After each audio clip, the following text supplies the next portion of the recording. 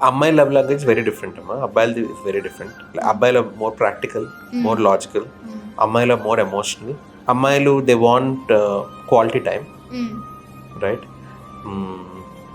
Quantity also, they want more time with the guy, they want ఆ time వాళ్ళిద్దరికి కావాలి అని అనిపిస్తుంది. అబ్బాయిలకి ఏంటంటే వాళ్ళు they want to involve friends in to that, they want to involve family in to that, ఇవన్నీ. So అబ్బాయిలు అమ్మాయిలు వేరు. అదే చెప్పాను కదా, 30% అమ్మాయిలు వాళ్ళు నచ్చింది చేయాలి, 30% అబ్బాయిలు వాళ్ళు నచ్చింది చేయాలి, 30% ఇద్దరు కలిసి చేయాలి, right? So love language is different. ఇంకొకటి సీజనల్ లాంగ్వేజ్ అని ఉంటుంది. Love has 4 seasons. మనకి ఏమంటారు ఇంగ్లీష్లో ఆటమ్, స్ప్రింగ్, ఫాల్ ఇట్లా అంటాం కదా, అట్లా తెలుగులో కూడా సీజన్స్ ఉంటాయి లవ్కి. నేను ఇప్పుడు ఎక్స్ప్రెస్ చేసినట్టు నెక్స్ట్ ఇయర్ ఎక్స్ప్రెస్ చేయకపోవచ్చు. దాని అర్థం నాకు నేమే ప్రేమ లేనట్టు కాదు,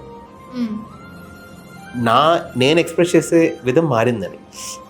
ఫర్ ఎగ్జాంపుల్ పెళ్ళైన ఫస్ట్లో నేను నీకు పెద్ద డైమండ్ కొనిచ్చాను, ఆర్ ఒక ఫారెన్ ట్రిప్ తీసుకెళ్ళాను. సెకండ్ ఇయర్ ఏం తీసుకెళ్ళా, దాని అర్థం నాకు ఏమీ ప్రేమ లేనట్టు కాదు. సెకండ్ ఇయర్ నేను వేరేగా చూపిస్తున్నాను.